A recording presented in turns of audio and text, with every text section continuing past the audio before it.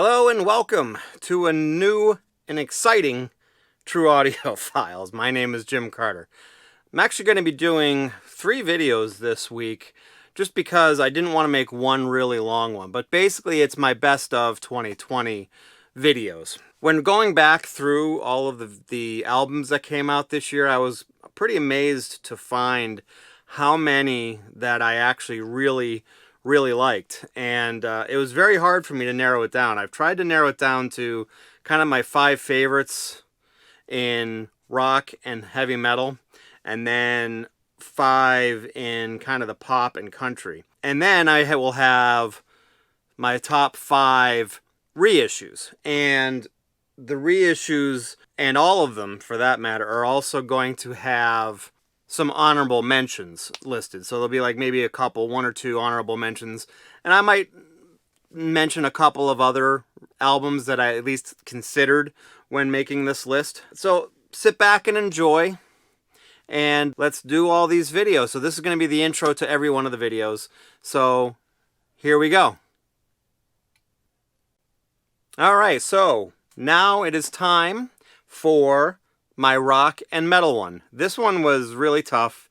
There was a lot of great stuff that I'm not going to be even showing you. Like the new McCartney is still a little early yet, but I do like that one. And there were a couple of other ones that I thought were really good. But let's go over my top 5, and then I have, looks like about 3 honorable mentions as well. So we'll start off with one that just barely squeaked into the top 5, and that's AC/DC Power Up. It's definitely one of their better albums that they've done in a long time. So really great album. Got most of the remaining living group together, where and I think one of the young brothers, Angus and Malcolm is obviously passed, but their brother, and I can't remember his name now, filled in on guitar on that. So it's kind of cool. But Brian Johnson's back, and the drummer, which name escapes me now, but he's back as well. So another one which kind of threw me, because it's another group that's been around a long time, not quite as long as AC/DC, but one of the early thrash bands, is Testament, Titans of Creation. Just great riffs, great lyrics, and you know the singing, if you want to call it that. I have a hard time calling the growl, if you will, singing, but it is singing. And especially with this, it's not quite at the level of some of the metal that's out there now, where it's mainly just growls and guttural stuff. But this is such a great album. I really enjoy this one quite a bit. So total Titans of Creation.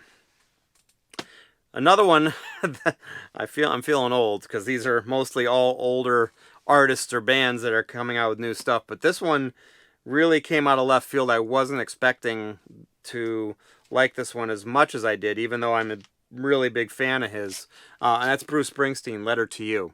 I'm really a big fan of his 70s stuff, and you know, maybe starting to creep into the 80s, but once you get past like Born in the USA, I kind of have mixed feelings about this, and this is definitely one of his better albums post Born in the USA. The Rising was probably my other favorite from that era, but this one is right up there with it. And I think part of that is probably because, number one, he's got the East Street Band with him, but also I believe he's taken some songs that were older, kind of songs that he kind of abandoned, and came back to them and redid them and updated them and re-recorded them with the E Street Band. So, but great album. Next one, again, another person who is an artist that has been around for a while. I think all of these are, so I should probably just stop saying that. But this person actually is in my top of 2020 twice. So kind of a foreshadowing if you haven't watched all of my videos yet. So, but it's Bob Mould, Blue Hearts.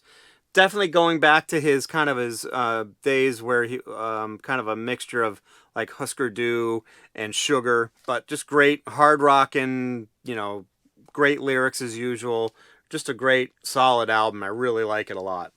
Possibly my favorite rock album this year, but it's a tough call, trust me. Okay, and last but certainly not least, one that came up relatively early this year, and was another one that, again, sort of surprised me. It's Ozzy Osbourne's latest, Ordinary Man.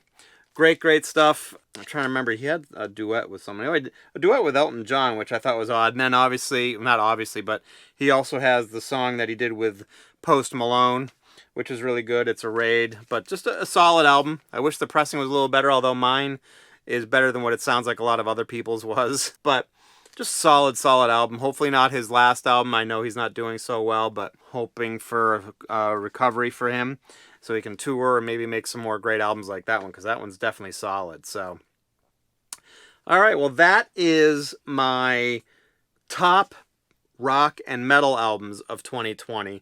Now I'm going to go over the honorable mentions, and one of the ones I already mentioned, I didn't bring up the album, but and I do have it on record. I have it a couple times actually, but the new McCartney album, I think it's a little too new. I just haven't really listened to it enough to be able to kind of put it into the honorable mention category yet. So, but these are my honorable mentions that I do have.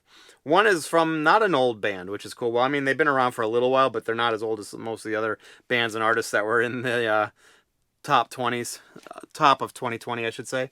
This is Lucifer. I think it's Lucifer 3. They're very old school sounding. They have a kind of a really kind of a, if you mix maybe Black Sabbath and Heart together, is the best way for me to describe it, because she definitely has an Ann Wilson vibe about her.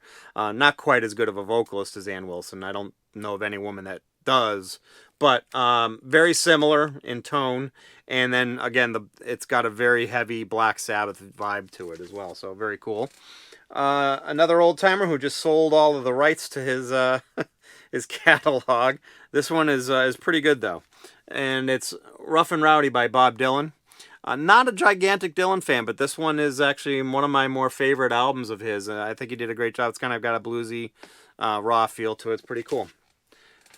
Another one that actually took me by surprise. I took a risk because the last few albums haven't been that good, but this one actually ended up being pretty decent, and that's The Pretenders, Hate for Hire, or I'm sorry, Hate for Sale. But good album.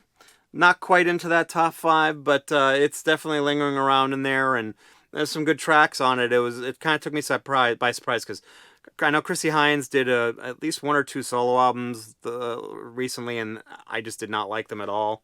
But I really enjoyed this Pretenders album. So that is everything for the top of 2020 for rock and metal. If you liked what you see, please hit the like button. And please, if you have some that I haven't mentioned that you'd like me to know about, that you think are better than some of the ones that I've listed here, please put them in the comments section. I'm always up for listening to new music and music I haven't heard before, so maybe it's something I just haven't heard. You know, if you want to see any of my other videos, please hit that subscribe button. And when you want to know when new videos of mine come out, please hit that alert button. I haven't said this. I've said this on some of my previous videos, but I'm going to say it now. For those of you who celebrate Christmas, I hope you had a great Christmas, and look forward to that Happy New Year too. So I'll have a video that'll probably actually come out the day after New Year's. So, but hope you have a Happy New Year as well. So thanks a lot, and you have a good day and good week and good New Year.